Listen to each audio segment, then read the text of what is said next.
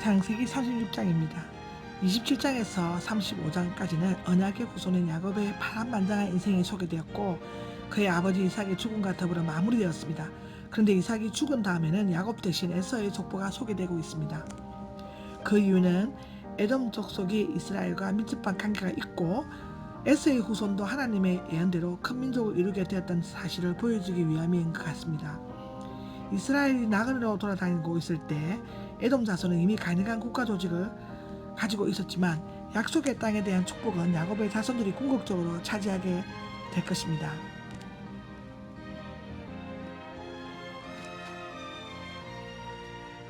에스는 하나님을 섬기지 않은 가나안 자손의 여자들을 아내로 삼았으며 이것을 이삭과 리브가가 기뻐하지 않았습니다.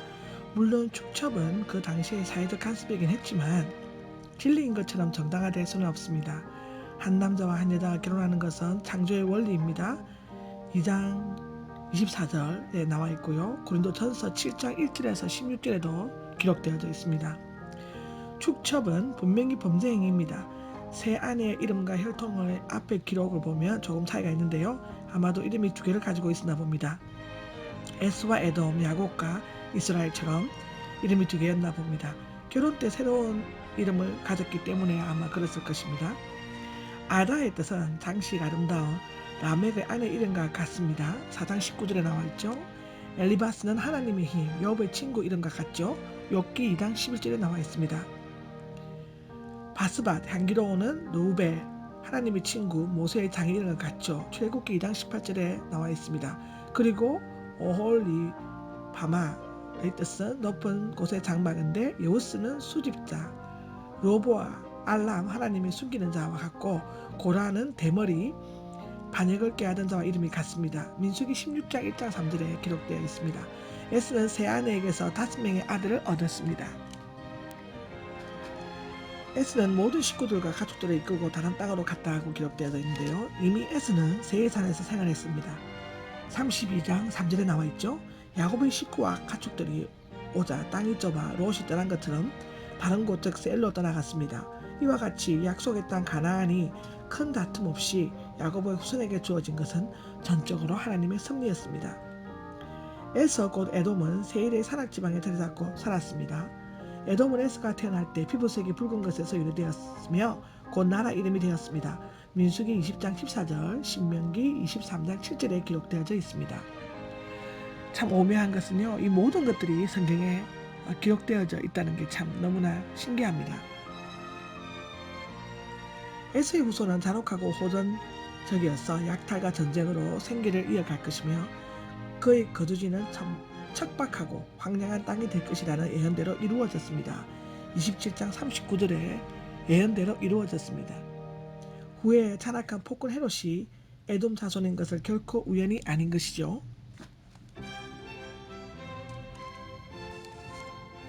세일산으로 이주한 에스의 가족 명단 36장 9절에서 14절 기록을 보면 그렇습니다. 에스의 아들들은 역시 아들들을 낳았습니다. 결국에는 5명의 아들들과 10명의 손자들, 이들은 문자 그대로 손자이거나 그들에게 기원을 둔 자손일 것이 있습니다. 그들에게 되었습니다. 여기에서 엘리바스 12절에 두 번째 아내를 취해 낳은 아들 아멜렉의 후손은 이스라엘 백성과 처처지 원수가 되었습니다. 이 기록은 민수기 14장 43절에서 45절에 기록되어져 있습니다. 에서의 후손 중 에돔의 자손의 족장들이 15절에서 19절에 기록되어 있는데요. 여기에서 족장으로 번역된 원래 의미가 황소이지만 천을 의미할 수도 있으므로 천부장 정도의 권력을 가진 자로도 이해할 수 있습니다. 출애굽기 15장 15절, 스가랴 12장 5절에 보면 기록되어져 있습니다. 여기에 나온 명단은 앞에 9절에서 14절과 대체적으로 중복되고 있는데요. 앞에는 개인 또는 부족의 이름이지만 여기에서는 족장의 이름으로 전기되고 있습니다. 고라의 이름은 중복되고 첩의 소생인 아멜렉이 첨가되고 있습니다. 호리 자손의 족보는요 20절에서 30절까지의 기록인데요. 여기에서는 그 땅에 거하는 호리 사람인 세일의 자손들 족보가 열게되고 있습니다. 그들은 아마도 에스에 의해 정복된 에돔의 원주민이었을 것으로 기록되어져 있습니다. 신명기 2장 12절에 그렇게 있습니다. 홀이라는 말은 동굴에 사는 사람들을 뜻하는데요. 사해 동쪽 페트라 부근 산지에는 그들이 살던 자취가 많이 남아있다고 합니다. 세일의 7 아들들은 호리 사람의 7족장들이 되었으며 이들로부터 20명의 자녀 또 지파가 생겼습니다. 세일의 정속녀인 오홀리 바마는 에스의 아내들 중 한 사람이었으며 그녀가 호리 사람이었으므로 그 족보를 소개할 필요가 있었을 것입니다. 에발의 뜻은 무늬가 있는 잎인데요. 23절에 에발산과 연관이 있는 것 같으며 아나는 응답하다의 뜻입니다. 그거는 24절에 나와 있죠. 이 아나는 온천을 발견하였다고 기록되어져 있습니다. 에돔의 왕들의 기록은 31절에서 39절에 기록되어 있습니다. 여기에서는 에서의 후손들이 얻은 세력을 중심으로 에돔 족속에게 초점이 맞춰지고 있는데요. 이제 그들은 더욱 번창하고 사회 문제도 복잡해져서 강력한 중한 집권식 군주가 필요하게 되었습니다. 더욱이 그들은 에서에 대한 이삭의 예언대로 칼을 믿고 백권쟁탈전을 벌이는 민족이 되었으므로 반드시 왕이 필요로 했습니다. 그러나 왕이 있어야 통제가 되는 사회는 불안하고 살벌한 사회가 되지요. 에돔 자손은 이스라엘 자손과는 달리 하나님의 구속과는 관련 없는 세상 역사의 주인공이었습니다. 그들은 이스라엘이 진정 정치를 하기 전 세상적인 부여와 권력에 의지하여 왕을 중심으로 나라를 이끌어 나갔지만 역사에서 그 존재가 영원히 사라지고 말았습니다. 에돔의 왕은 세속이 아니라 백성의 지도자로 자신을 입증한 자가 되었습니다. 에돔의 족장들과 에돔의 자손들의 영토에 대한 기록은 40절에서 43절에 나와 있습니다.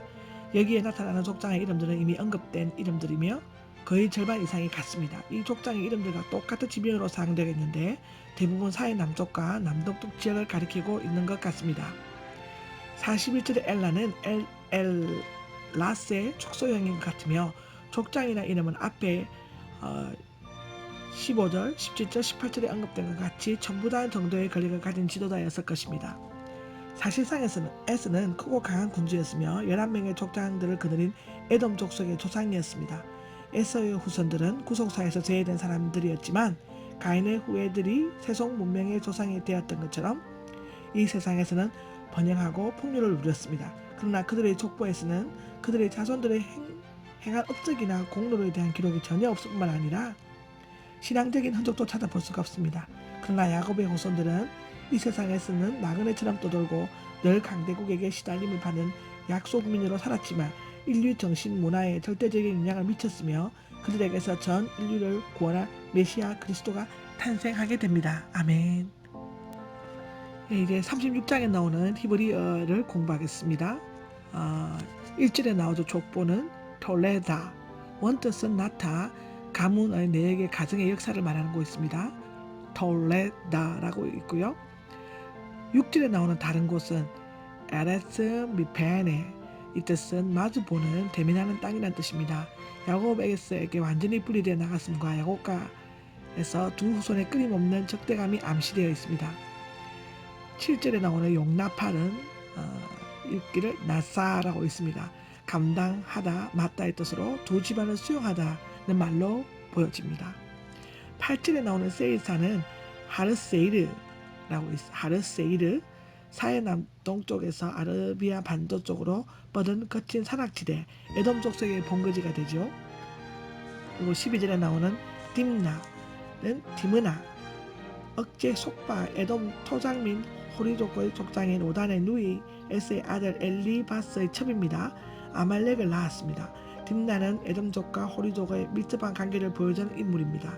그리고 15절에 나오는 족장은 알루프라고 있습니다. 알루프, 친숙하다, 절친한, 온순한 항소, 일천 등의 뜻을 지닌 말로 초기에는 집안의 가장 족속의 어른을 뜻했으나 점차 그 뜻이 확대되어 한 공동체의 지도자 수령을 뜻했습니다. 그리고 20절에 나오는 호리 족속은 호리라고 있습니다. 구멍, 구덩이, 동굴이라는 뜻으로 호리 족속이 험준한 새 산지에서 동굴 생활을 했던 데 비롯된 이름으로 추정되고 있습니다. 그리고 24절에 나오는 온천은 원뜻은 따뜻한, 날이나 온천, 영어로 말하면 핫스프링이죠. 사해 남동쪽 강야 지역은 뜨거운 온천들로 유명하답니다. 그리고 31절에 나오는 다스리는 왕은 멜레크 아쉐르 말레쿠라고 있습니다. 멜레크 아쉐르 말레쿠. 멜레크는 왕이란 전체 군주란 뜻입니다. 강력한 권한의 지도자를 뜻하고요. 따라서 다스리는 왕이 군주로서의 왕을 뜻할 수 있으나 모세와 같이 백성을 주도적으로 인도하는 지도자를 의미할 수도 있다고 합니다. 37절에 나오는 유브라데 강변은 나하르라고 있습니다. 나하르는 흐르다의 뜻으로 유래된 말로 강아소 시내를 가리키고 있고요. 구약에서 창세기 15장 18절, 신명기 1장 7절, 이사야 8장 7절에 큰 강이란 주로 아르메니아 사락지대에서 발원하는 서아시아에서 가장 긴 유브라데 강을 일컫는다고 합니다.